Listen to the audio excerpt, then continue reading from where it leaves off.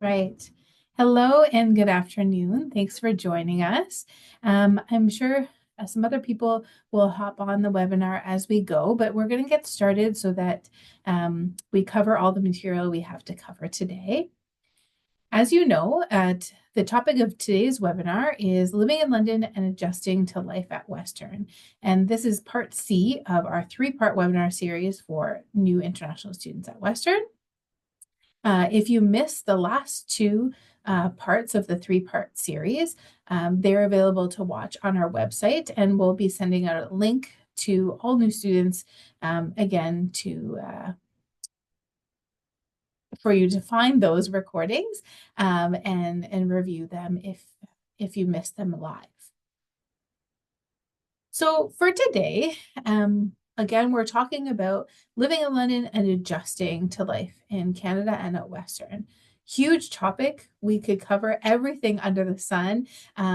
It's going to be a bit of a mixed bag of individual topics that we'll cover, but hopefully they all fit together for you. And we're going to start at the beginning. So what is cultural adjustment? Maybe what to expect if this is your first time living abroad or a different culture or in a different context.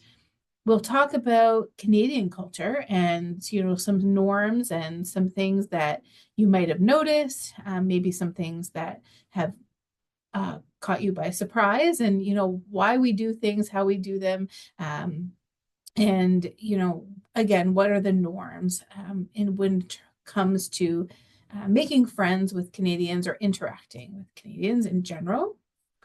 We talk a little bit about living with others. So whether that's a roommate off campus or on campus in residence, some tips and tricks to make sure that relationship stays as smooth as possible. We'll also talk about finding community and, places and spaces to find your community in at Western and in London.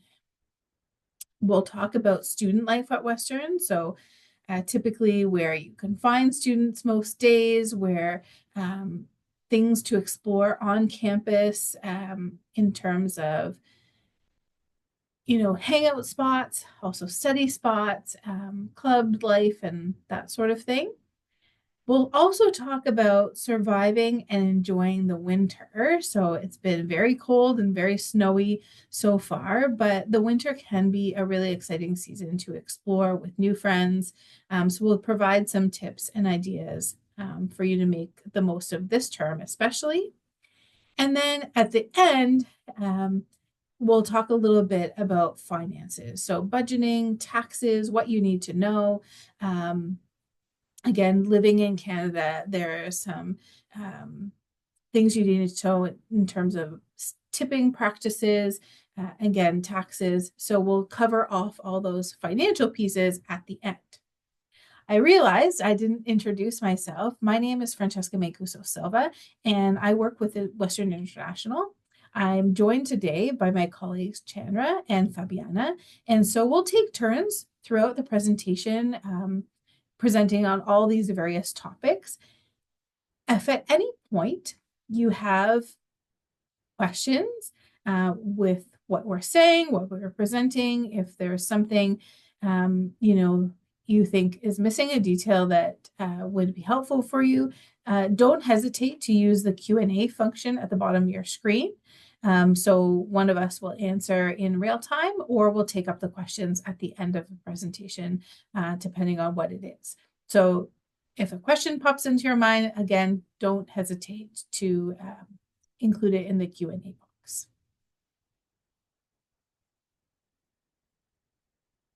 All right, you should have seen before we begin a poll that popped up. I don't know if it has popped up, but if you see a poll pop up, we're trying to get a sense of who's in the room. All right, now I'm going to just pass it off to my colleague Fabiana to talk about cultural adjustment and what to expect. Hi, everyone. My name's Fabiana Tepedino, and I'm one of your international student advisors. Many years ago, I came as an international student myself, so I'm quite familiar with this experience of what it's like to adjust to a new culture. Francesca. Oh, Francesca, can you pass the slide, please? Perfect. So coming into a new culture can be a really life-changing experience. And so we over the years we've had some students describe that experience. And so one graduate student described it as, when I was new to Canada, I was like a newborn, experiencing all these things for the first time. After 4 months, I learned to walk. I thought it would be easy for me to survive in a foreign country since I always relied on myself and was confident about my abilities, but I was wrong. I did everything with caution to prevent any embarrassing mistakes.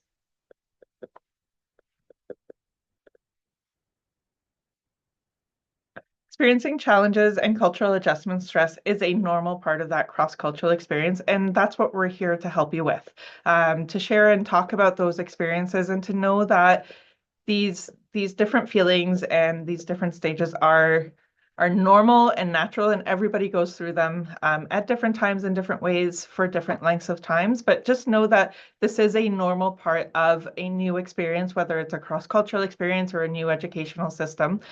So we are here to help. So do reach out and talk to one of your international student advisors if you are going through these changes.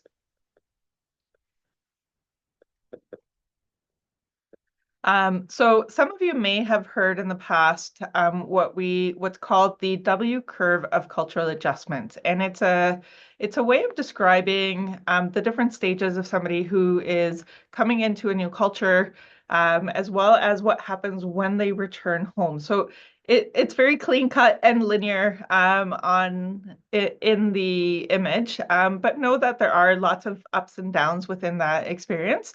But these are just some of the main stages that will happen when you move to a new country and then you re-experience that going back home. So the first stage is the honeymoon stage. And that is, oh, can we go back a slide, please?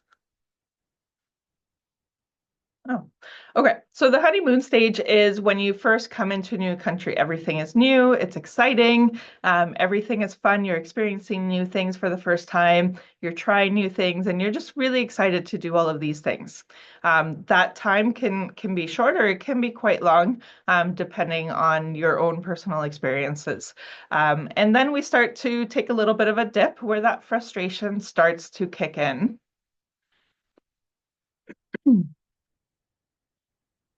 And so that's when you start to notice those differences, right? The differences between your home country and Canada, the differences between how you did things back home versus how you do them here. And they can start to become really irritating and you start to get frustrated.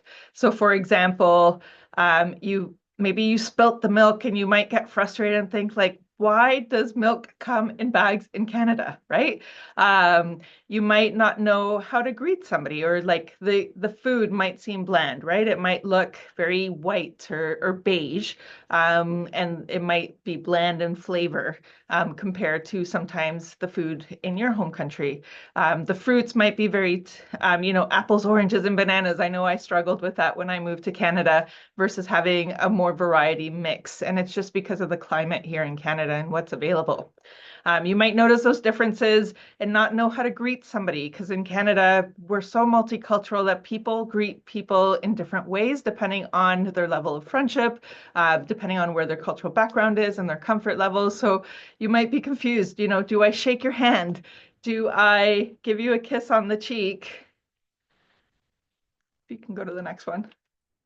Or do I just wave hello? Right? And so that will really depend on your closeness with somebody, depending on their cultural background, your cultural background. And so those things can be frustrating, right? Something so simple as just greeting somebody. And then we have the cold, right? We just had a very cold week where it felt like minus 30, and you're just like, I don't know why I moved here. It's so cold. And so that frustration may start to kick in a little bit. And then things might go even deeper, right? You're about to get into midterms. School is getting busier. There's a bit more stress. The days continue to be dark. And so you just feel like those you have those darker days, you feel quite lonely, you feel very sad. And that's all part of that culture shock, right? Where you feel homesick. You really miss being back home. You miss your mom's food or your auntie's food. You start feeling depressed or helpless. And what's really important is to know that these feelings are normal. You're not alone in feeling these ways. Um, and so some of the experiences that students have, there's a lot of things that you go through as an international student, and there's a lot of challenges that you face. And so if we can see in this next slide, everything from, if English isn't your language, your first language, getting used to speaking and hearing English 24/7, trying to make friends. Maybe you might experience some discrimination. You might have some of that financial stress because Canada can be quite expensive.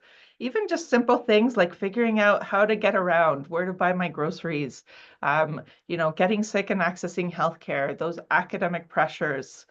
Maybe your expectations aren't quite met as once you get here of what you thought what life in Canada might be. So there's a lot of different stressors that come in when you first come into a new culture and a lot of things that you have to navigate, which leads to that cultural adjustment stress. And so that can lead to some possible different reactions, right? So you can feel a sense of strain due to the effort that everything that you have to put into everything to adapt into this new unfamiliar environment, right? Simple things that you never had to think about before, you now have to really put in a lot of effort, and that can be exhausting. You might feel a sense of loss because you miss your friends, your family, your support network, maybe your status or your profession if you worked back in your home country before coming here. You might feel that sense of rejection and or being rejected by people from the new culture, right? Because those differences might be so big. You may feel confused as to what are your roles and your expectations. You might be questioning your values or the values of the home country. You might have confusion over some of your feelings and your identities as you start to explore these different ways of being, seeing, and doing. You might also be surprised and have some anxiety, sometimes even some disgust or indignation after becoming aware of those differences, because they may not match your value system, right? And so sometimes there's a bit of that clash in what your core values are and the values here. And so again, sometimes you might feel a bit incompetent due to not being able to cope in those unfamiliar situations, because sometimes there's just a lot happening at the same time. And so it just takes some time, right? But just know that these are some normal possible reactions to moving to a new culture, just because there's a lot happening as you're adjusting to all of these different changes and figuring things out. Some other possible reactions can include, we can go to the next slide. Thank you. Some other possible reactions to that cultural adjustment stress can include feeling disoriented, right? Not knowing where to go, how to access things, feeling lonely, because it takes time to make those friendships. They say there's research done that they say that it takes over 100 hours of that one-on-one interaction with somebody to actually become good friends, right? So just think about that when you are lonely and you think, oh, I haven't made any friends. You need that face-to-face time. You might start to experience physical symptoms like stomach aches, headaches. Maybe your sleeping patterns change, whether you are now sleeping a lot more or not able to sleep very well. Your eating habits might change as well, again, from either not really feeling hungry or able to eat to perhaps eating too much. And those can lead to both fatigue and weight changes. Again, you might feel very homesick, sad, or even depressed. You might feel very irritable. Little things annoy you. You might have lots of mood swings, or you might find yourself crying often. With school, you might feel like you're not able to concentrate very well, and you might start to withdraw or just feel apathy in general in life, and you might start stereotyping the Canadian culture a lot more. right? And so being aware of these reactions and these ways that you might feel and think is really important to identify, what's going on, so that you can then address that later on. And so it's not all doom and gloom. Things do start to get better as time passes, as you experience new things and you get out there and meet new people. You start kind of going into that recovery stage where you start to see Canada as your new home. You'll go out and explore the city. The spring will be coming soon with blue skies and warmth and beautiful flowers. You start to experience more of the Canadian culture and some of the holidays that we'll talk about later. You learn to enjoy the cold in the winter and have fun in it. By, playing with your friends, going sledding, going snowboarding, skiing, and just learning to adapt and to embrace your new home here.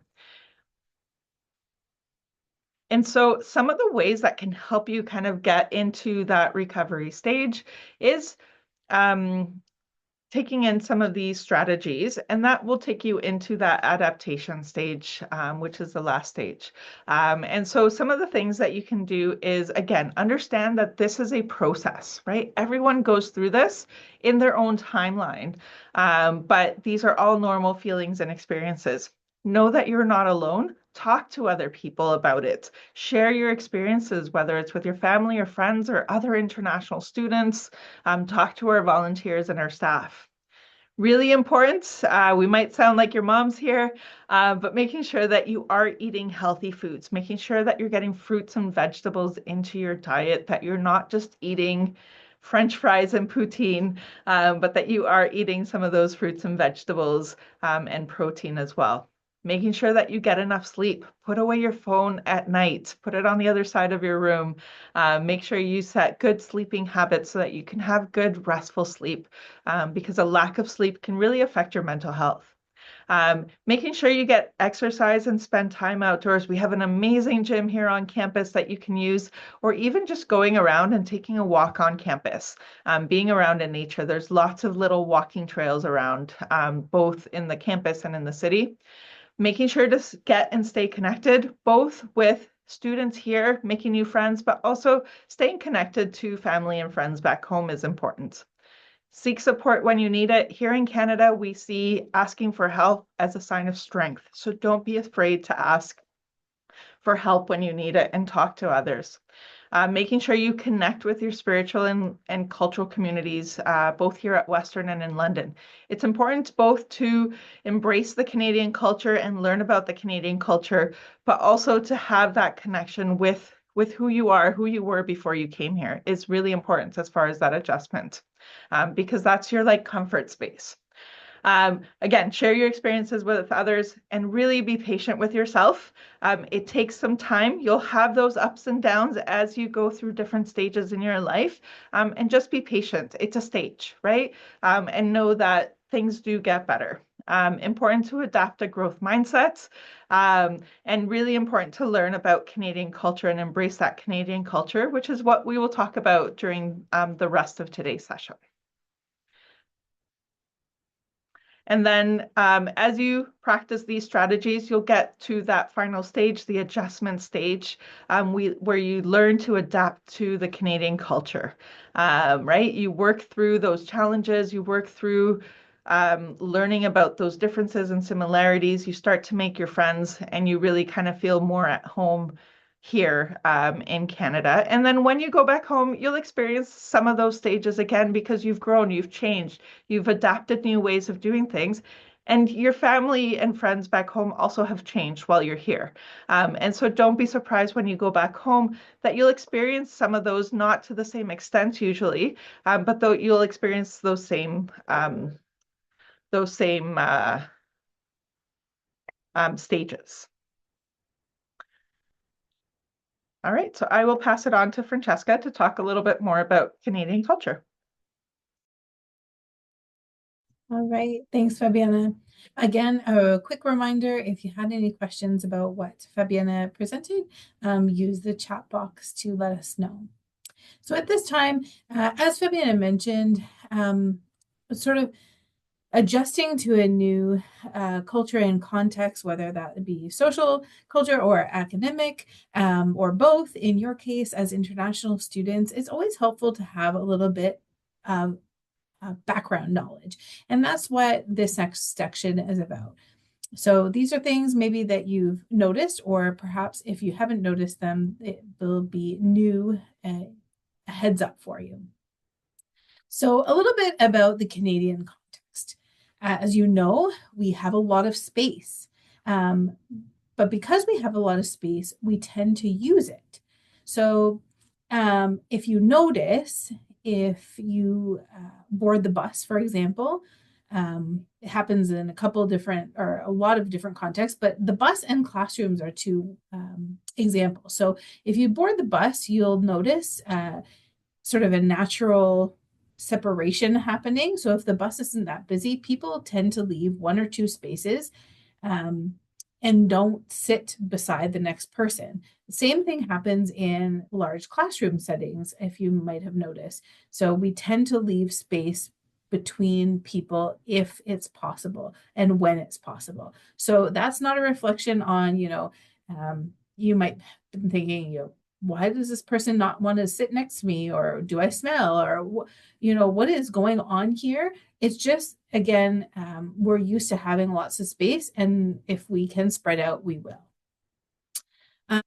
Age, also Canadians are taught to sort of don't talk to strangers. So as much as Canadians are known stereotypically for being polite and welcoming, I think we are. Sometimes we hear from international students that, I was expecting people to be a little bit more friendly. But I live off campus and my neighbors don't even wave at me or talk to me. Or when we're on the bus, everybody's just looking straight ahead. And why aren't we just spontaneously having conversation? And that's because of this thing in the Canadian context. All children for safety reasons, sort of don't talk to strangers, keep to yourself, unless you know the person. Also, many Canadians have met people from other countries because obviously we have a lot of immigrants, a lot of newcomers, refugees, and the like living in Canada. But that doesn't necessarily mean that every Canadian you meet has lived or traveled abroad themselves. And so that sometimes, for lack of a better description, makes people ignorant sort of to your experience. So don't take it personally if somebody who you come into contact with really does not know a lot about you and your home country or culture. But that being said, in general, Canadians are very interested in knowing about the world. So even though we haven't lived or traveled, we want to know about it. So definitely share. Another thing is, in general, most Canadians drive instead of walk. And so why is this important? We really don't have that sort of front porch culture that exists in a lot of other settings. Because we drive instead of walk, that leads us to not know necessarily every single person on our street, for example, or every single person in our neighborhood. That might be very different from back home when, for example, in your village or in your city, or in your neighborhood, people were a little bit more close knit. There was more of a collectivist sort of mentality around that. Okay. Thing that might be helpful to know is that most Canadians have what we call sort of what we're describing as different circles of friends. So oftentimes I hear from international students, I met somebody at orientation or I met somebody at Global Cafe. We exchanged information. I got on their Facebook or on their Instagram. I thought we were friends, but then I saw that they went out on the weekend to a movie or, took a weekend trip with other people and they didn't even invite me. What does that mean? Like, are we actually friends, or what's going on? So again, it's a norm or normal here in Canada that people have different circles of friends that may or may never intersect. So for example, I have work friends that I have lunch with at work. Maybe we go out after work sometimes, but they don't necessarily interact with um, friends that I've had for many years who I went to high school with or university with. That might be a separate group of friends. During the week or on the weekends, I play sports. So maybe I have a group of friends that I only really play sports with or go out after sports with or do certain activities with that group of friends. And that's the important piece. They may never meet each other. So don't be offended if you have this experience. So, other important Canadian values I think are worth mentioning. Obviously, equality, diplomacy. Canadians believe that everyone has a right to certain um, to be treated with respect and to have certain benefits and certain uh, I guess the word I'm looking for, but everybody has equal access to benefits and to services and to be treated with respect, really. That said, along with that, we have a high value on sort of individualism, personal space, and privacy. Those are all connected. So, compared to most more collectivist cultures, here in Canada, we are a little bit more individualistic in our way of thinking about the world. So, we're thinking about our personal beliefs, our personal family, our personal goals and aspirations. Yes, we worry about the larger community, but that's not a part of our sort of daily decision making. So we're thinking mostly on an individual basis. So I need my personal space. We'll get into sort of topics that are more private, I'm going to keep to myself. That type of idea. Also, direct communication is something you might have noticed. So, although we are polite in general, so politeness is another thing. If there's something that is bothering us or piece of feedback that we need to give to another person, we'll do so directly. Again, this is different from other cultures and contexts where communication is a little bit more indirect. So you're trying to sort of read between the lines or get a sense of what the person is saying, but they're not saying it directly so that as not to maybe offend you or be too direct. But in the Canadian context, we value that directness, but we're doing so politely. So an example of this I put there is the sort of sandwich model of criticism. So you may encounter this if you are working with a supervisor or a professor, if you're seeking feedback from your TA, for example, you'll probably encounter this. And the model goes a little bit like this. They're going to give you a positive piece of feedback. So, I really like the topic you chose for your paper.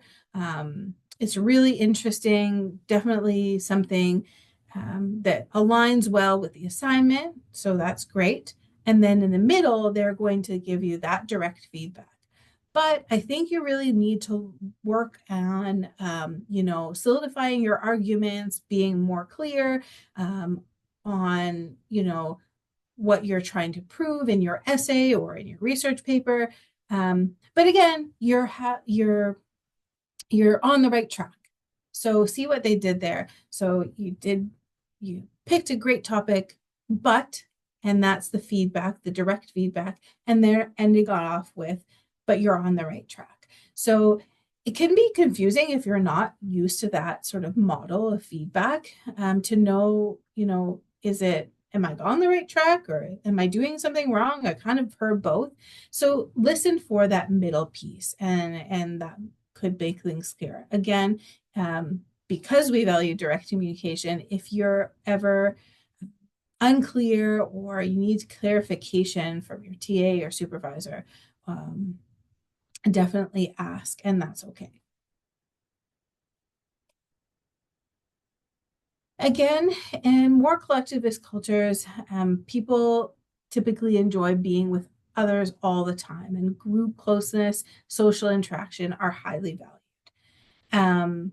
Here in Canada, obviously, we're very social as well, but that idea of individuality, freedom, personal privacy are also highly valued. And so you'll see that many Canadians like to spend time alone. So maybe you meet a new friend, and you haven't heard somebody say to you, I need to have some space. I need to have my time. And you're like, what does that mean? Do they not like me? Or, did I do something to offend them? No, probably not. It's just, again, a value around spending time alone daily, and having scheduled time for friends. So we are not typically, again, these are all generalizations, but typically Canadians aren't sort of dropping by unannounced at a friend's house, or calling in advance or texting to make sure it's okay.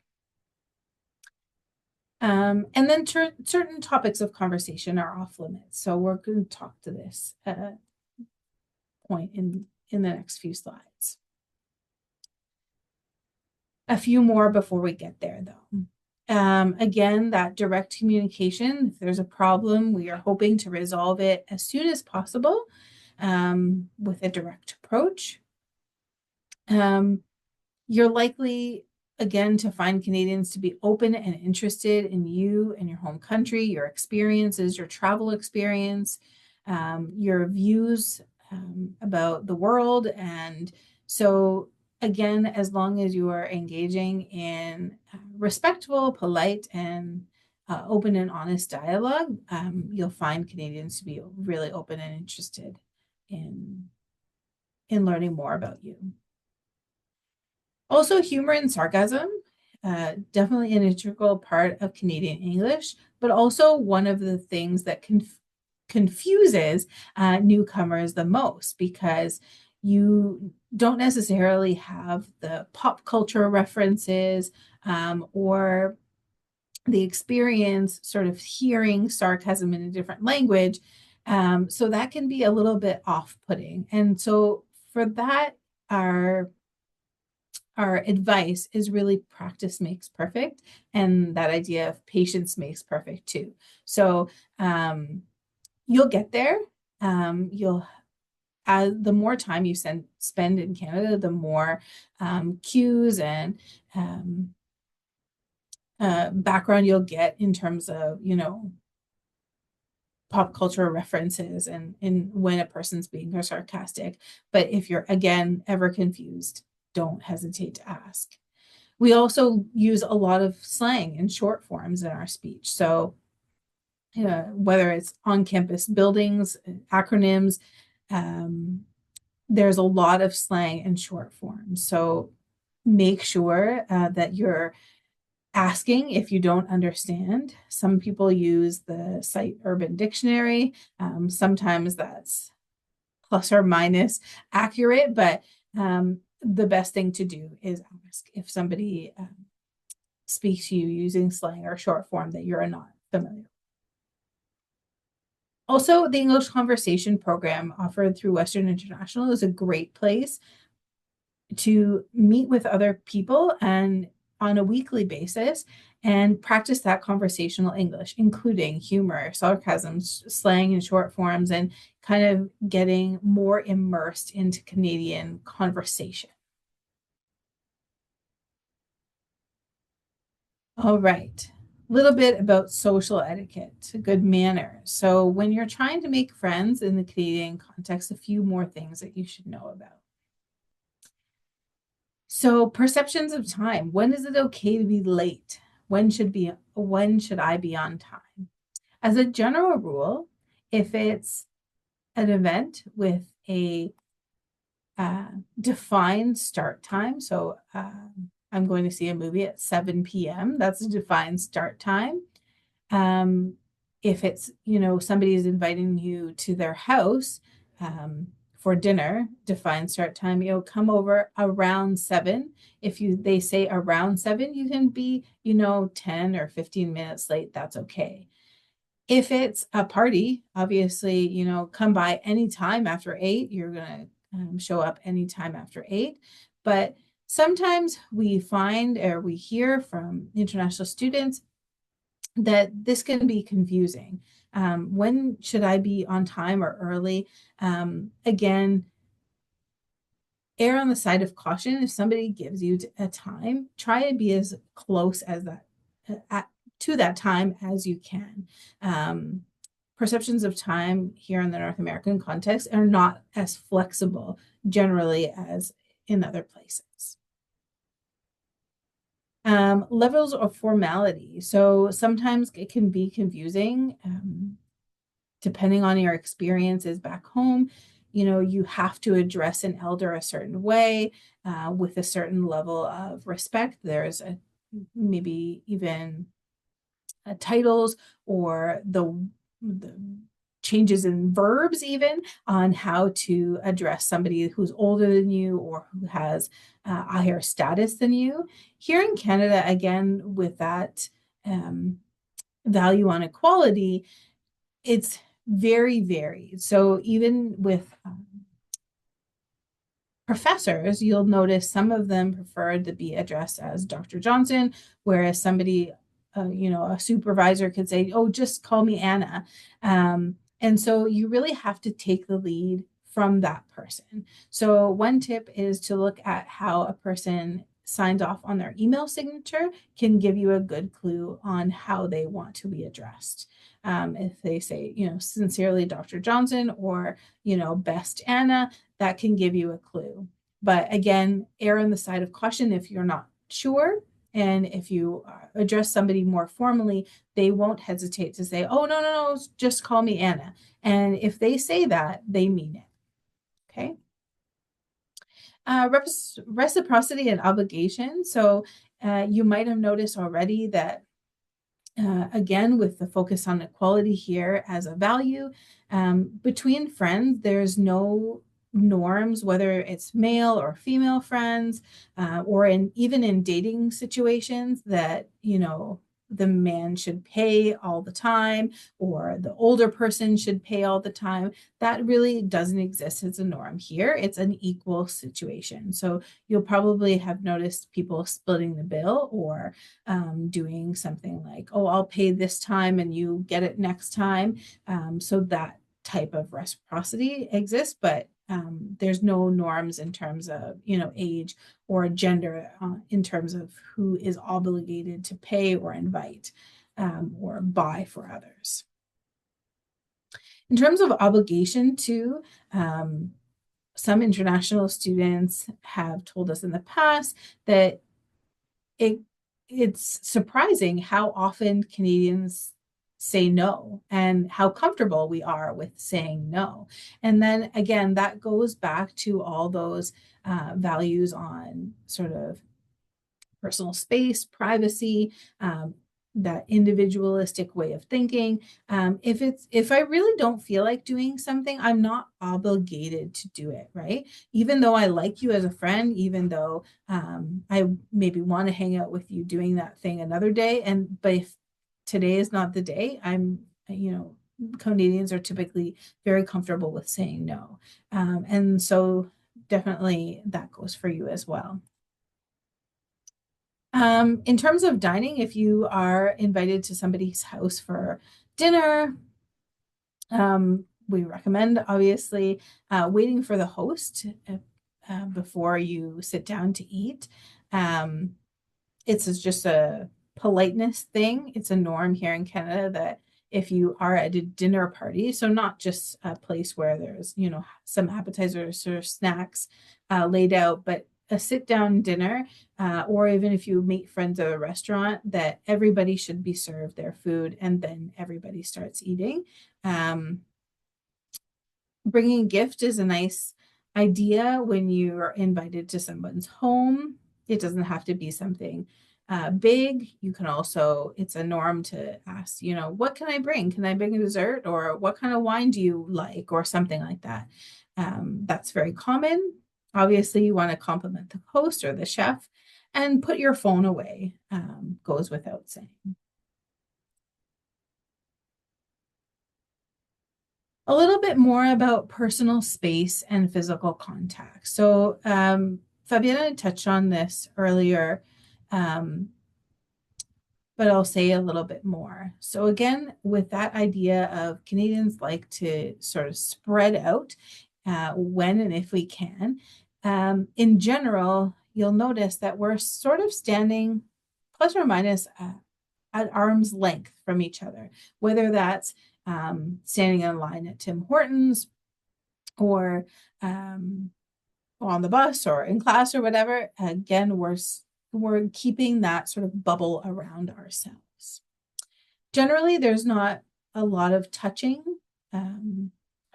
your shoulder or slapping your back or whatever. Little to no touching during conversations. I don't know, that's hard for some if you're really used to doing that. My family's partially from Italy, and we like to talk with our hands, and so that can be something that you don't even think about until somebody reacts, right? So if somebody reacts to you touching their back or whatever, just know it's because it's not a norm here. In terms of eye contact, we definitely like to make eye contact with others, especially when having a conversation. It signals that you are listening, that we're respecting the other person's time and what they have to say. Staring, sort of sustained eye contact without blinking, on the other hand, though, is considered rude and really can make others uncomfortable. So make sure that you're blinking, looking away at times, so that you're not making the other person uncomfortable. Again, Fabiana touched on this greeting. So generally here in Canada, the preference is for verbal greetings. Hey, how's it going? A wave, maybe shake hands, depending on the context. But hugs and kisses are usually reserved for close friends, partners, or family members. Again, as Fabiana mentioned, because we are such a multicultural country, people do things in all kinds of ways depending on their own cultural background and experiences. So follow the other person's lead. And if there's something that you're uncomfortable with, that it doesn't align with your values, again, that is a communication thing. So politely say, oh, I prefer to shake hands. And you usually have to just say it once and people will know your preference. So as much as, again, I want to say here that we're talking about Canadian norms and Canadian sort of stereotypes about Canadians and how we act and what we do, there's room for diversity in there. And that I'm not sort of suggesting that you have to do things the way that Canadians do. I just want to give you the context in case you're in situations where like that doesn't make sense or that doesn't feel right. A quick note here, you probably have noticed we like to say, hey, how are you? But how are you in that context is not actually a real question. It's part of the greeting. So, hey, how are you is a complete greeting. And the expected response is, oh, hey, I'm good. I always like to challenge students to try it out. If next time somebody says, hey, how are you? You can throw them off and say, oh, actually, I'm terrible. You'll see that they're visibly surprised, because that's not the answer they're expecting. So the automatic answer is, hey, yeah, I'm good, even if you're not. So it's not a real question in this context of, hey, how are you? Okay. If you haven't noticed that, then that's a heads up. All right. Small talk is a great way to get to know people in your classes, at events, at gatherings where you want to meet people and make friends.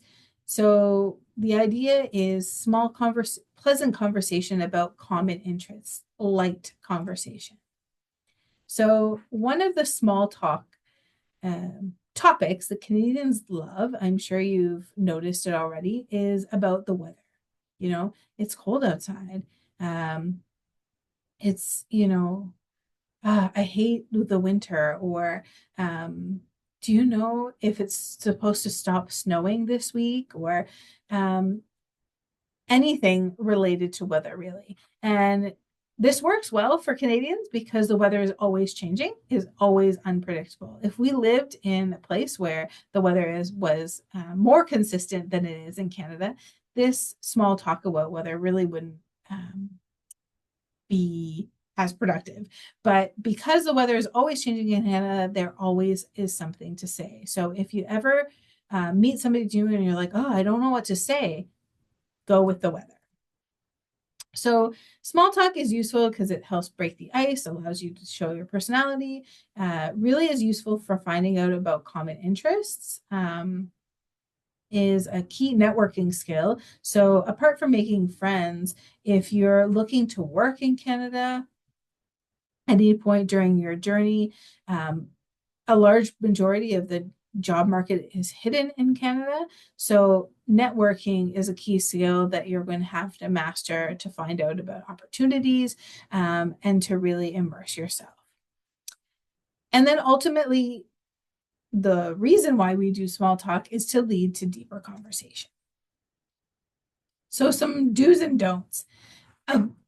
Following our conversation about, privacy and privacy being a value here in Canada, there are certain topics that we usually stay away from, especially in the context of first meetings or for initial conversations, that small talk. So we're usually sticking to sort of safer topics. So sports, hobbies, weather, like I said, family in general. So not, tell me the names of every single one of your sisters and your addresses of your family members. No, very general information. Oh, are you an only child, or do you have siblings? Is fine. Hometown, where did you get your scarf? Maybe celebrities, food, recent movies, some light topics, right? Those are the do's, if you will, in terms of small talk. There are what we call taboo subjects. So private matters, personal things that typically Canadians don't talk about in a small talk situation, but even with friends, actually. So, for example, salary. I don't know the salaries of any of my friends. They don't know mine to the dollar. So we might have an idea based on what they do, but we've never had that conversation about how much do you make, how much do I make. That's considered a personal or private topic. Similarly, sometimes we have conversations about politics around the election time and that type of thing. But in general, as a everyday topic of conversation, again, going back to that value of equality, everybody is entitled to their own opinion. You respect my opinion, I will respect your opinion. Typically, your political choices are yours and mine are mine. So if we might engage in a respectful debate at some point, but not in their first conversation. It's not a safe topic usually. Intimate relationships, so details about your dating life or things like that, typically don't come up in the first conversation. Same thing, religion, death, finances, Similar thing to salary.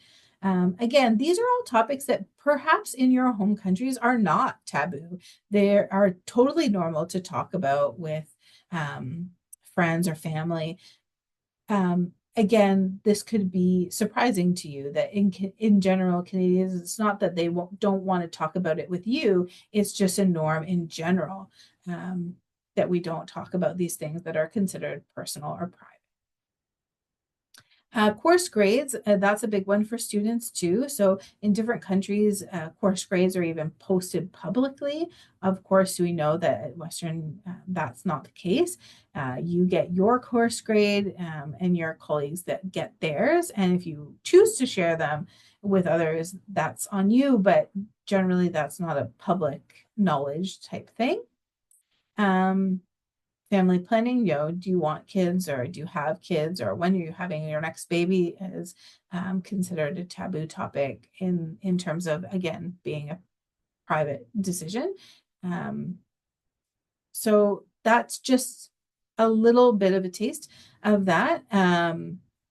If again, you'll read body language if you broach a topic that somebody is uncomfortable with, and you might have a misunderstanding. So if that ever occurs, just apologize and complain. I'm sorry, I didn't mean to be too personal. In France, we talk about finances openly, for example. Don't feel like you need to answer my question. So if you see that the person is uncomfortable, and you can sort of backtrack in that way. You can also go at it from a place of curiosity. So I'm curious. Here in Canada, people don't like to talk about, X, Y, or Z. Could you tell me more about that? And that's totally fine. Be able to laugh at yourself as well. So don't take mistakes too seriously. As long as you apologize, move on. People will be understanding by and large. There's just some moments that you have to look at as sort of cultural oops moments we talk about, and just learn from it. Okay. A little bit about relationships norms. I touched on it a little bit earlier, so we'll go through this quickly.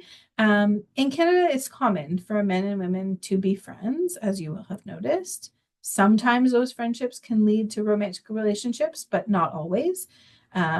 Again, depending on where you're coming from, that could be very different. So only men and women, talk if it's going to lead to marriage, for example. That's not the case here. Romantic relationships can take on many forms. Could be a common law situation, could be, dating for years, could be marriage, could be same-sex marriages, all that, all those different variations. So all gender identities are accepted and valued here in Canada. So you'll have noticed that perhaps on email signatures or elsewhere, you'll see besides somebody's name, they have their preferred pronouns. Be aware of those and respect those. If you do get into a relationship or a situation, it's important that you understand the concept of consent. So consent being sort of permission. So sexual activity without consent is considered sexual assault here in Canada. So consent can never be assumed or implied. They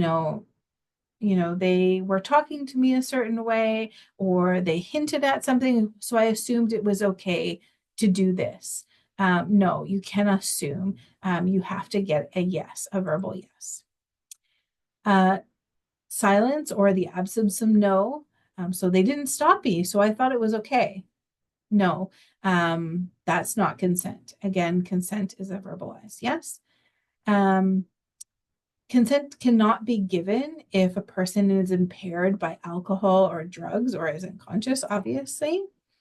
Can never be attained through threats or coercion. And most importantly, consent can be revoked at any time. So if a person agrees to do something with you, or if you agree to do something with another person and you change your mind, or they change their mind, a yes can turn into a no, and that no needs to be respected. And finally, consent cannot be obtained if the person is abusing a position of power or trust or authority. So we hope this never happens to any of our students, but for example, if you're in a situation where a professor or a TA or somebody who has a little bit more power than you is, making you feel uncomfortable or is making advances, whether that verbal or physical at you, that's not a consenting situation. Okay. Other quick storms we want to talk about. Easy ones, holding doors. If you haven't noticed, it's common courtesy to hold doors open for the people behind you. Even if they're a little ways away, if you know somebody's coming behind you, it's common courtesy to hold the door open. In terms of lining up, again, different in different contexts, but here in North America, we really respect lineups. So you're not trying to butt in front or find a friend at the front of the line. That's really looked upon negatively. So always line up, wait your turn in public places, whether it be a cafe, bus stop, or store. Tipping. The standard tip at this point is 15 to 20%, especially if you're going to sit down dinner at a restaurant. Sometimes even takeout establishments are asking for tips when you go to pay. Typically, tipping is reserved for places where people are serving you. So if you are asked for a tip to pick up a takeout, that's optional. But the sit down places, the expectation is 15 to 20%. Taxes, I'm sure you've noticed, is 13% on most goods. Some essential items are only GST, so it'll be a little less tax. But either way, any of the tax is not included in the listed price. So if you're grocery shopping or at the mall, it's priced before tax. So if you're budgeting and you don't want to be surprised at the cash register, just make sure that you know that the tax will be added at the register. Few notes: if you're living with others, to keep that relationship good and free from conflict, you want to keep other people's comfort in mind as well. So you're worrying about yourself, but also if you're living with somebody, you need to be respectful that it's just shared space, right? So number one is keeping smells under control. So following guidelines for storing garbage, recycling, and compost. If you don't know what the rules are, make sure you're clear on that.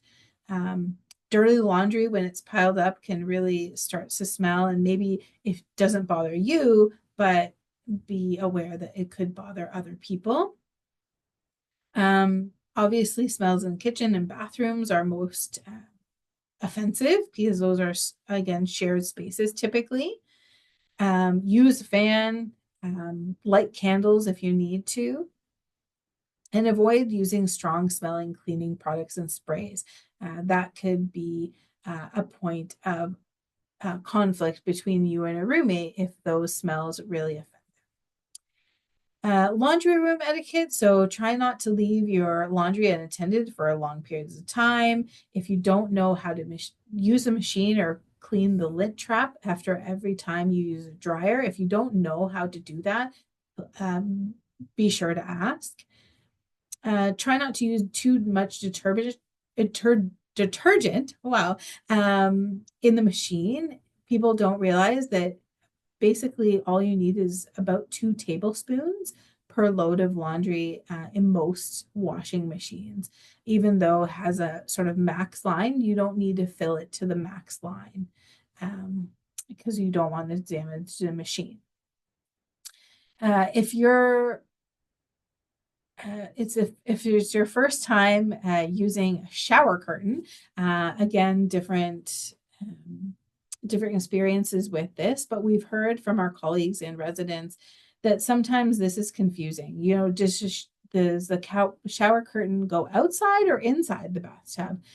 Where is it supposed to be exactly? Is it just an accessory or is it functional? So a shower curtain is functional and you want it inside the bathtub when you're in there. And it's meant to keep the water from exiting the bathtub. So again, shower curtain inside the bathtub, okay? And then shared facilities. Clean up after yourself, leave shared spaces tidy, and don't leave personal items for extended periods of times if you're sharing a space with other people. If you want to look at some other resources in terms of living in London, off-campus housing has great resources on their website, offcampus.uo.ca. So they have a whole section about renting in London, what you need to know. So if you're living in residence right now, you might not know that winter term is actually the time where you need to start looking for your off-campus accommodations for next year. It seems like really early, but if you want access to the most number of listings and the sort of best listings, sooner rather than later, it was what we recommend to look at signing a lease for the following year. They also have a section on city bylaws if you're not aware of noise bylaws. For example, when to put out garbage, all the things like that. They have a section on city bylaws, and then they have a specific section on for international and exchange students and the information that you need to know if you're living off campus.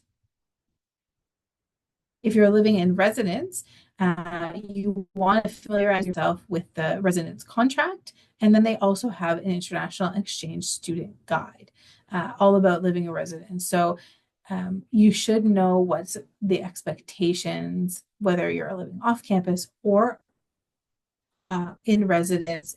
It's your responsibility to know the expectations and the rules. All right. You know, you can try and do everything right when it comes to living with roommates or friends, but sometimes conflicts will arise. So it can be a challenging situation. Obviously, communication is key early and often. Have house meetings if you need to. Assign, a monthly little meeting between you and your roommate. Make sure that everything is going okay.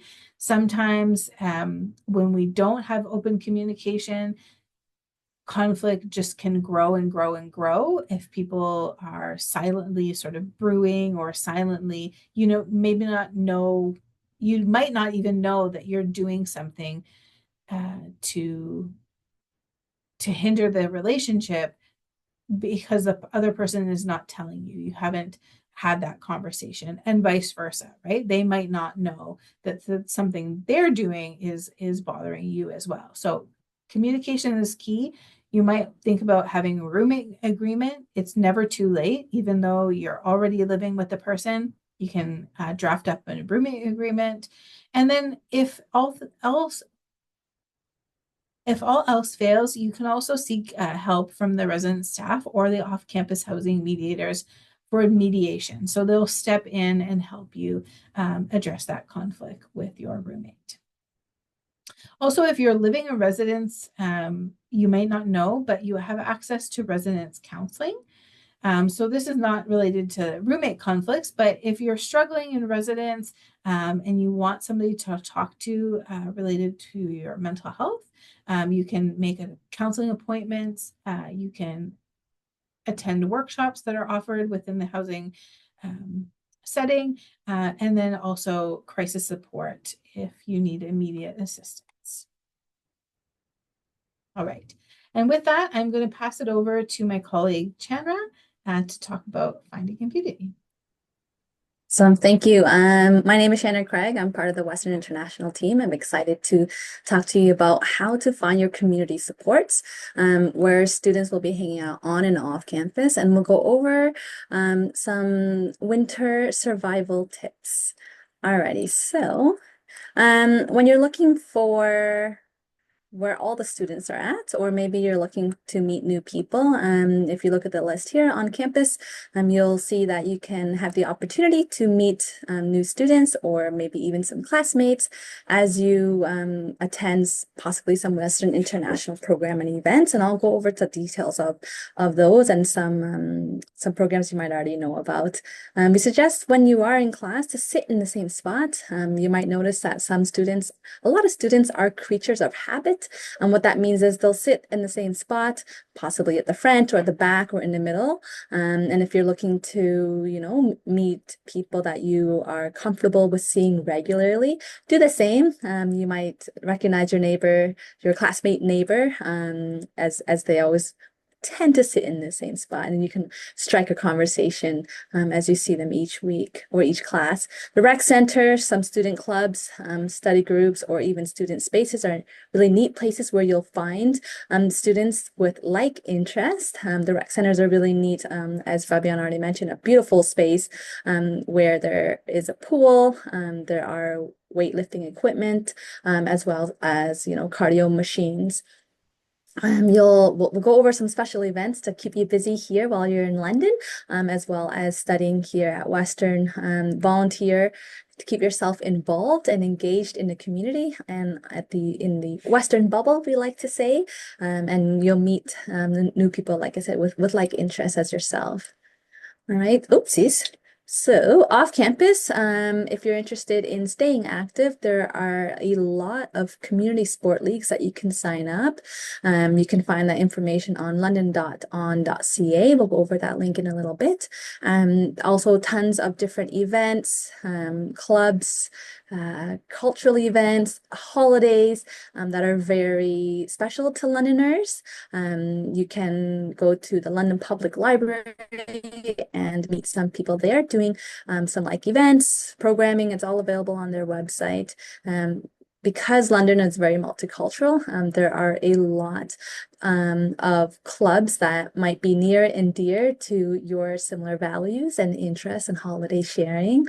You'll find that as you travel throughout London, a building that may look little different than any other building in London because it might be associated with a cultural club, for example, like the Greek Center or like an Islamic school. So check those out if you have a minute, or maybe if you are seeking that cultural community.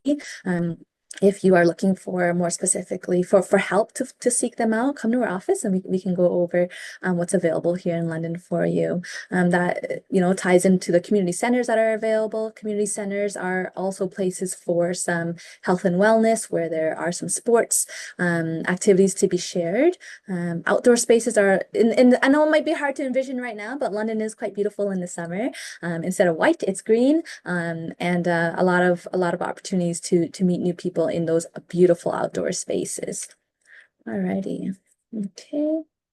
All right, so how do you meet friends on campus? This question is asked a lot by new students coming in, especially since you're adjusting, as we talked about the W curve there, you're adjusting to new life here.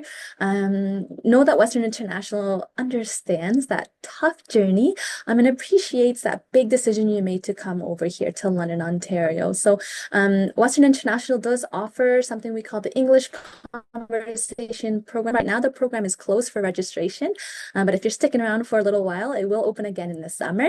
It is a weekly program where you get to meet the same people, same time, same place, and you get a chit chat. Global Cafe is an event that happens every Thursday here at the iGab, downstairs in the atrium from 3 p.m. to 5 p.m. You don't have to sign up for it. There's no registration, and our programming is free. So come in, grab a coffee, meet new friends, and hang out for a while. If you're a grad student, SOGS is the place to be for your social battery to get filled. Next week is orientation for grad students. Check it out. There's, as you can see on the side, there's where to look for all this information.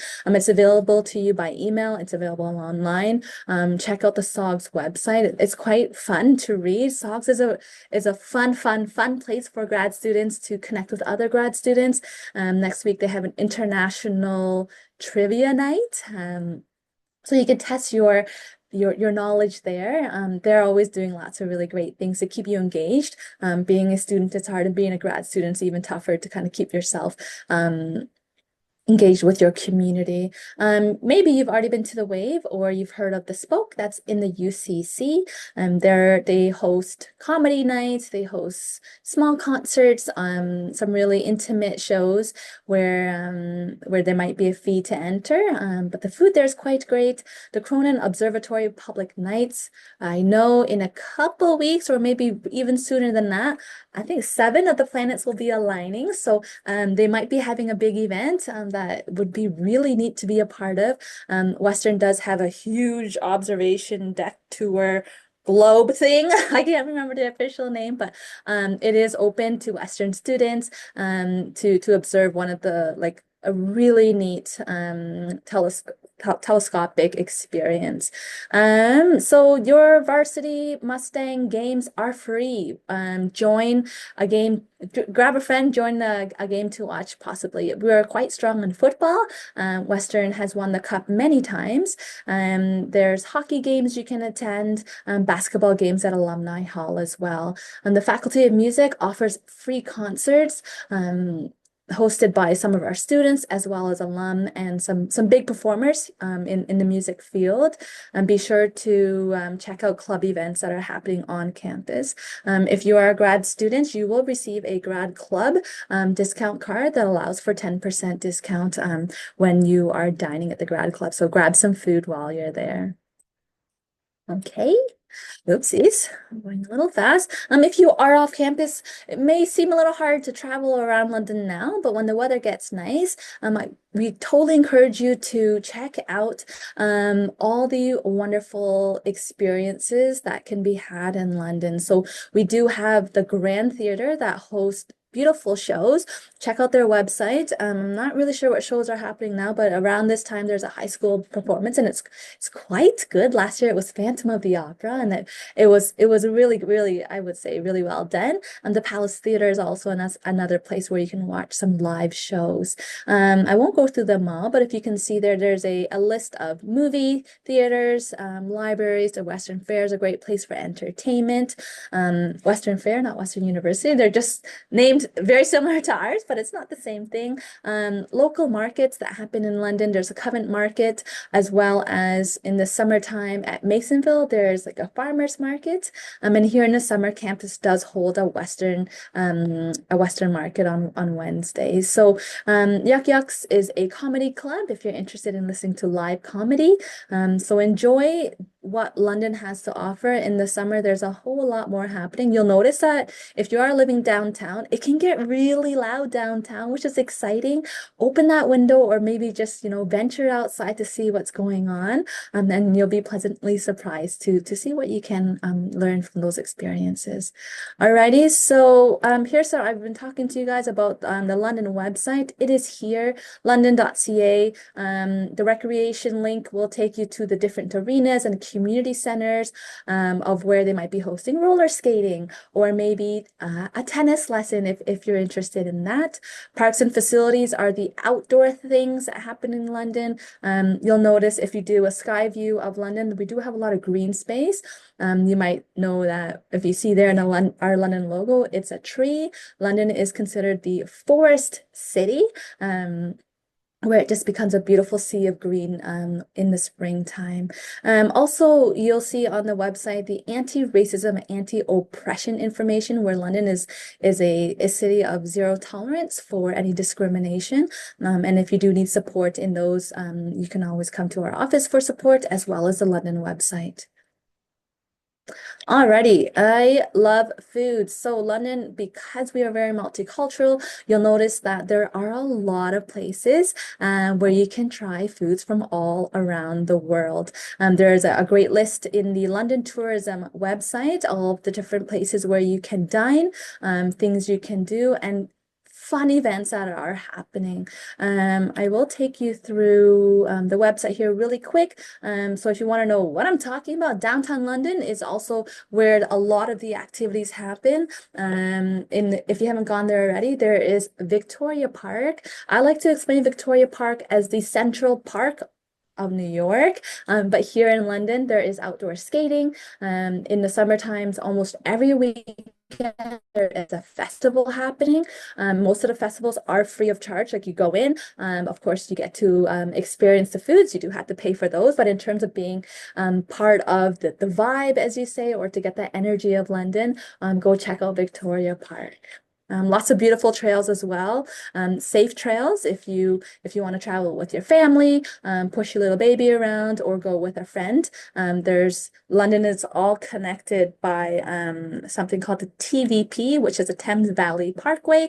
A lot of the paths are walking paths where you end up going under tunnels, under bridges, and you manage to get through the city around the Thames River, all by foot. Or by bike if you're interested. All right. This is a wonderful, I don't know how they get all their information so quickly, but Follow London's pretty cool on Instagram. They're also available on Facebook. And they list almost every festival happening, mostly for adults, I want to say. But they do have some daytime events that they promote as well. So check them out. They will list concerts, they will list festivals, maybe even workshops like paint your own rooster or make your own light bulb or like a lamp. They'll have all those events listed there. If you are riding the bus, we definitely recommend downloading the app on your phone. There's real-time information, and you're wondering, I've been at this bus stop for 10 minutes. When's the next one coming? If you download the app, you'll see where the bus is and how much longer you do have to wait. From what we know from students, it's quite accurate. So this will allow you to kind of plan whether you run across the street to make that bus or you just wait for the next one because it'll be coming up quite shortly. Alrighty. So you might be like, okay, that's fine. All these things are happening in the city, but how do I find someone to go with me?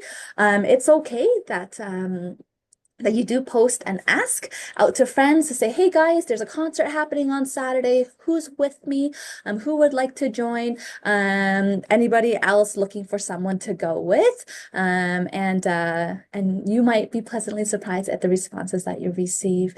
You can also come to our events, or if you're at the grad club at trivia night next week, you might want to ask a new stranger, a potential friend, if they're free this weekend, if they are attending the next orientation event, and if you can exchange contacts and possibly go together. Or as it says there, start small and go from there.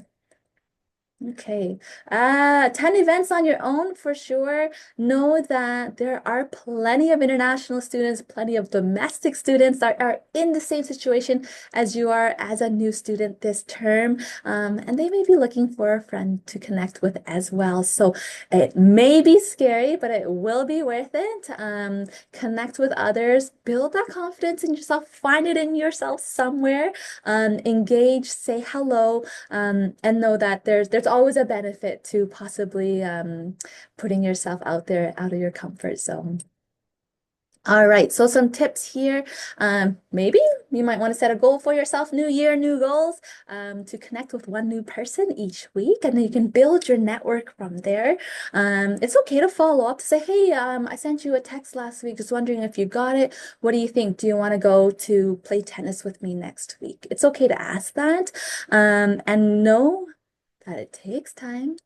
You may already have met your best friend, but it takes time to build that relationship. So manage those expectations a little bit. You've been here for a little while, but it will take a longer time to kind of build those connections. I know a lot of our international students, they are looking for those connections and they might be a little nervous to say, you know, like I want to meet friends and speak to them in things that are really important to me and into deeper conversations instead of just small talk. So be patient. You will get there and just know it can take some time. All right, so let's talk about life, student life at Western. Where are students meeting each other on campus? Campus is quite big, and there are plenty of locations to meet new people. The Mustang Lounge, the Spoke, which is a really neat pub on campus, the Wave, a really nice restaurant upstairs on the second floor. As a grad student, lots of things happening at the grad club for sure. It's a place to eat, a place to study, connect, hang out. Come see us here for our programs and services like at Global Cafe. And you'll, like I said, you don't believe me now, but in the summertime, UC Hill, a beautiful place in front of University College, right outside of our building here. Well, you'll find some just people biking, walking, or just having their lunch. Feel free to sit down and have a conversation with someone that might seem interesting to you.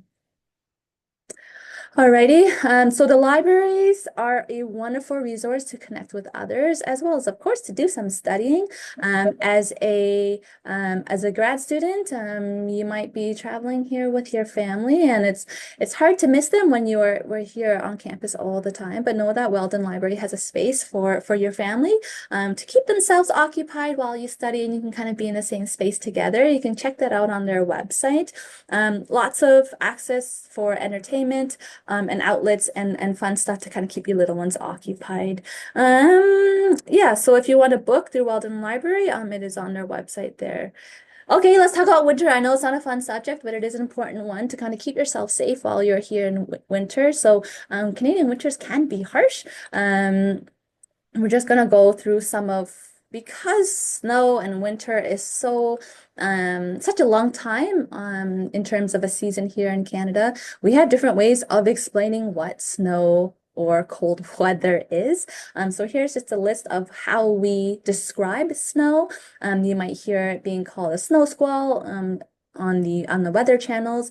It goes from flurries to snow squalls, freezing rain into sleet, all fun stuff. And if you've been here for the month of January, you probably will experience all these wonderful types of winter.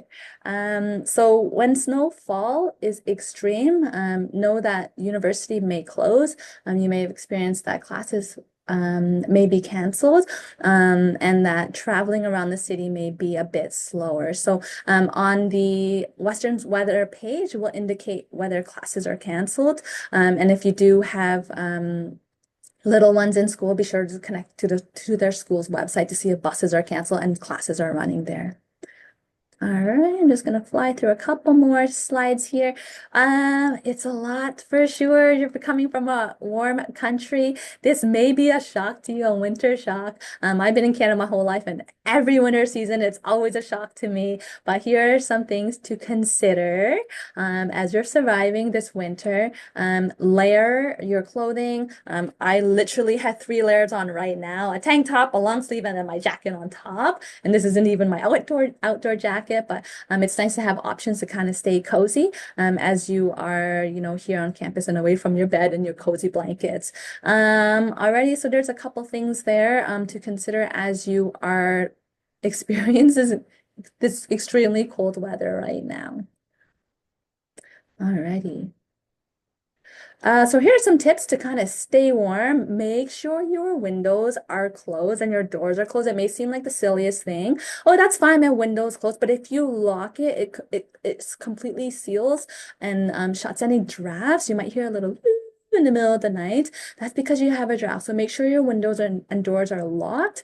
And if there is a draft and you're living with the landlord that you have contact with, be sure to let them know and they can try their best to amend that for you. So yeah, make sure all your shower curtains are closed. There's just no extra air coming through. You can use a rug to keep your area warm and to just be aware of extra moisture in your home. So we love celebrating holidays. Some holidays that you may have already been celebrating in your home country. Know that February is coming up. That means Love Day, Valentine's Day here. We'll be celebrating that together at Global Cafe as well through some of our events, either at SOGS or here at Western International. Reading Week is coming up as well, where undergrads do take a break. If you are a TA, you might also want to take a break as well during this time of almost quietness on campus. St. Patrick's Day is in March, where we'll be wearing green and celebrating the Irish culture. And Easter weekend is actually later this year. It's in late April. Okay. So university does break for spring reading week. It looks quite different when all of our students are somewhere warm, hopefully, or they're visiting family during that break. This might be a time for you to do the same. Venture outside of London a little bit. Some of these cities are about 2 hours away to 3 hours away. If you don't go now, like during reading week, it's okay. There's lots of time for you to explore. Ottawa is about 6 to 7 hours away, but lots of very beautiful places for you to discover as you're close to some of these big cities. Alrighty. Okay, so you might be wondering, where am I supposed to be going? There's just not much to do here in London. Know that you're about 3 hours away from the biggest ski center in Ontario, in Blue Mountain Collingwood. Beautiful place to go. You can also check out the Cavalcades of Lights in downtown Toronto. And if you can, I totally recommend going up to Ottawa to enjoy the Skateway that allows you to kind of travel through the city. As it says there, it's about 7.8 kilometers. Beautiful place to go. Quebec, not too far from Ottawa. If you want to go check out an ice hotel, you'll have till April to be able to attend that. Awesome. Great. Thank you so much. Fabiana? Great. Thank you, Shanra. So next we'll talk a little bit about taking care of your finances, right? That's part of your well-being adjusting here to Canada. Okay, so when it comes to banking in Canada, hopefully you've all set up your bank accounts already. But if you haven't, you can sometimes use your bank card from your home country here in Canada. So you'll want to check your bank card or debit card to make sure that it has one of the plus, Cirrus, or Maestro symbols, which are usually accepted in many places as well as bank machines here. Be aware of transaction fees for each withdrawal. Usually your bank will charge you fees if you take out money from a machine that's not yours, but also if you're using the bank machine for a different bank, they too will also sometimes charge you a fee. So just be aware of that when you are withdrawing money from your accounts. When you're choosing a bank here in Canada, some key questions to really ask yourself is to ask, does your home bank have a connection with a bank here in Canada? Sometimes that makes the transferring the money a little bit easier. Do they easily allow those transfers between countries, and what is that process? Most banks will offer a student rate, so definitely ask about that. In order to maintain that student rate, you do need to prove that you're a student every year. So once your 1-year anniversary comes up, make sure you contact them, show them that you're still enrolled as a student so that you maintain those student rates. So each bank has a different system. Some will not charge any fees or very low fees. Some will give you more transactions. Some will give you access to certain perks, and some will have credit cards for students that you can access. When you open a bank account, you do need to have 2 forms of ID, including your passport and your student card. So contact the bank directly and they will give you the list of ID that they will accept. A lot of the times here in Canada, students will transfer money between each other.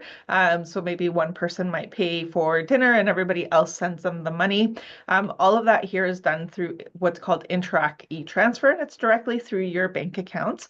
And it's a very common way of sending money to somebody else. In particular, for paying rent, sometimes you can send an e-transfer to your landlord as well. But be cautious of unexpected e-transfers being sent to you. So make sure that you only accept e-transfers of people that you know, because it could be a scam, or if somebody is threatening you and telling you to send them and e-transfer. Just be cautious about those things. There are lots of different scams happening within the community. And so you'll see there, those are some of the banks that are close to the university and or who have bank machines directly here on campus so that you can withdraw money. Making a budget is really important, and if you haven't done that, I really recommend doing that. As you've probably found out, life in Canada can be quite expensive, and so if you go on our website, we do have a sample budget listing out what some of the expenses could cost you from month to month. It all depends on if you have roommates and how many and what your needs are, but that gives you an idea of a sampled budget, but really important to set a budget out for yourself and to keep track of your expenses. Your first month, again, many of you may have noticed that your first month, there's a lot more expenses and initial costs. You might have to pay deposits for things and just things that you have to buy to get set up, right? That might be one-time costs. Again, we've mentioned this before, but you'll notice that most products in Ontario have taxes, sales tax of an additional 13% off. Right now, until I can't remember the exact date in February, there is a break on certain items from the taxes. So you might notice that things that you aren't currently being taxed on, you will start being taxed on again. So something to definitely keep in mind when you are at the store looking at prices of things, just mentally add on an additional 13%. Some tips for you to stay in budget is to plan for those unexpected costs and future needs, such as buying winter clothing, study permit extensions, buying trips from home. So make sure to include a miscellaneous line on your budget for those unexpected expenses. Explore resources like scholarships and part-time jobs if you are permitted to work here. And so there's some information about that. And take advantage of stores that offer student discounts. So many times you have to show your student card, or they might have a specific program that you have to opt into to get those student discounts, but definitely take advantage of any discounts, coupons that you can get. And make sure to track your monthly expenses on a spreadsheet to make sure that you're staying within that budget so that you don't have an unexpected surprise at the end of the term where you might not have enough to financially support yourself or to buy your food. So really important to manage that budget really well and to stay within your expenses. Some financial assistance that's available. So first I'm going to talk about what's available for undergraduate students. So there is the work study program, which is students can apply to once they've been at Western for 1 year. And this will give you, if you are approved, this will give you access to part-time jobs on campus where you can gain some of those skills in working in that Canadian context. It is based on financial need and there are limited positions, but applications are always for the summer term, and then they also open up at the end of August and September for the academic year. So make sure to read our emails when we put in the announcements that the work study program has opened up. We also have the International Student Emergency Bursary Fund, which is for students who experience an unforeseen or an emergency situation that's out of your control, something that wasn't expected. And all of a sudden, you do need some support temporarily to kind of get you through the next couple weeks or month. There are some scholarships through Western, some are application-based and some are automatically awarded to students. There's a variety of different scholarships, and then there are some external scholarships that you can apply for as well. Some of them are eligible, international students are eligible. And then we have our International Student Emergency Loan, which is up to $500. It's a short-term loan for international students dealing with an unforeseen emergency, making sure that you can pay for those unexpected expenses in that really short-term period. If you anticipate that you will be late in making a tuition payment or you're having some issues with that, it's really important that you connect with Student Financial Services, explain your situation, and set up something with them and see what they're able to offer you. As far as sometimes they're able to offer a payment plan. And so it's really important that you do communicate with them and stay in constant communication with them as your situation changes. So for graduate students, the supports are slightly different. Through SOGS, your Society of Graduate Students, there are some financial programs and loans, emergency loans and bursaries that you can apply for, and subsidies. So for example, there is a subsidy for your UHIP fees that you can apply for if you have to travel for conferences. So they have a variety of different subsidies and bursaries that you can apply for. If you are a teaching assistant through your union that you are a part of, which is PSAC Local 610, they offer additional financial assistance with some unexpected needs, similar to SOGS. So if you're a TA, you would access the supports that are available through your union, and then once you've exhausted those, then you can tap into the SOGS one. With the SOGS one, just timely, there is a bursary that students can apply for, and the deadline is at the end of this month. And then again, similar to undergraduate students, there are scholarships that, again, some are application-based and some are automatically awarded. And then there are some scholarships that you can apply for through external parties. Through our office, you can also apply for that International Student Emergency Loan of up to $500 for those unforeseen emergency situations. Again, similar to undergraduate students, if you're having any problems or will be late making your tuition payment, please contact Student Financial Services as soon as possible. Many international students are looking at working in Canada, and so there are lots of great supports here at Western. Our careers and experience team is the one place I would really strongly recommend that you go and talk to. They have career coaches. We have an international career coach. There's also a career coach for graduate students, and they can help you with things like preparing for your resume. What does job prospects look like? They can coach you. You can also do practice interviews. They also offer many different workshops and feedback on your resume and cover letters. So definitely check them out. If your study permit allows you to work while you're here in Canada, and we do have some workshops, and if you are a full-time student, you may be eligible to work a maximum of 24 hours a week off campus, and there's no limit to on-campus hours. But if you have any questions as to whether you're eligible, please come and book an appointment and speak with an international student advisor, and we can look at your individual situation to make sure that you are eligible to work. In order to work here in Canada, you also need a social insurance number. This is required to be paid here in Canada, whether you're working on or off campus or TAing or being a research assistant.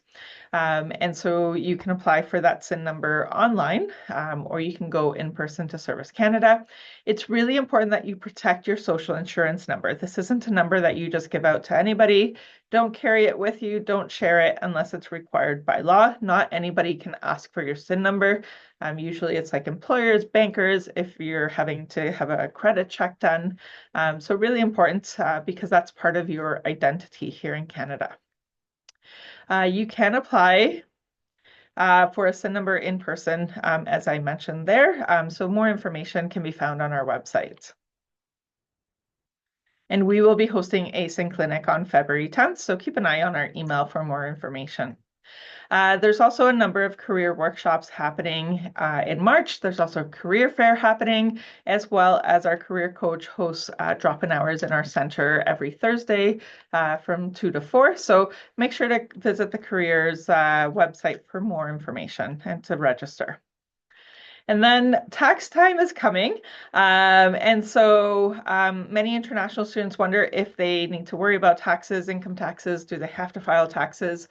Most international students are considered residents for tax purposes. And so a lot of the times you do have to file taxes, and you might be eligible to earn to get some benefits even if you don't earn any income in Canada. This is really important, especially if you plan to stay in Canada long term. And we will be offering some information sessions later on in this term, towards the end of February, all through April. And so what's important to know is that the tax deadline is April 30th of every year. So if you arrived in January of this year or later, you don't need to worry about doing income taxes this year. You'll worry about that next year. So when we're talking about the deadline for April 30th, we are filing our taxes for the previous calendar year, so for 2024. If you do work in Canada or have any kind of income that you earned while you were in Canada, regardless of where that income comes from, you are required to file your taxes in Canada and pay taxes here in Canada. And so lots of different supports. There will be a tax clinic here on campus where volunteers can help you file your taxes, and we'll be hosting some information sessions later in the term. If you do have any questions, I know we've talked about lots of different information, but please know that we are here to support you. Please come and see us here at Western International. We can help you with a variety of things, not just immigration, but also just your adjustment here to Canada. And so you can book an appointment with one of our international student advisors if you need to talk, if you're feeling homesick, or if you do have those immigration questions. Our appointments are virtual. We also have in-person drop-in hours as well. And so a little bit about what's coming up next. So we have Global Cafe happening every Thursday from 3 to 5 in the IGAB atrium, as we've mentioned throughout today's session. Also on Fridays, every Friday from 1:30 to 2:30, we have our tea and information sessions for spouses and partners. So if your family is here in Canada, please invite them to attend these sessions. It's a great group for them to connect with others while you're busy with your school. And then we also have our drop-in immigration advisings on our Ask an Advisor sessions every Friday from 9:30 to 10:30. So if it's really cold outside, you have a quick question and you don't want to come on campus, you can join the drop-in session at 9:30 through Zoom. Also, a link to all of our webinars will be sent to your Western email address, and make sure to check out our weekly network emails where we'll talk about what's coming up and share important information for international students. So we'll be wrapping it up now. Francesca, I will pass it on to you. Awesome. All right. Thank you for joining us again. We took a little bit more time than anticipated, so thank you for staying with us. At this point, we'll stay on for a couple more minutes if there's any questions. But as Fabiana mentioned, you're always welcome to email us at iefc@uweo.ca or make an appointment with an advisor anytime you need, or drop in. There's many ways to connect with our office, with our staff and volunteers, as well as, more informally at events like Fabiana mentioned, at Global Cafe and the spousal event every week. So we hope to see you in person throughout your journey here at Western, however long that might be. If you're here for a term, or if you're here for a full year or 4 years, we really hope that you come to see us as home away from home, and that you feel comfortable sort of coming to us for any questions or support that you might need. So again, thank you so much for joining us, and please let us know if you have any questions.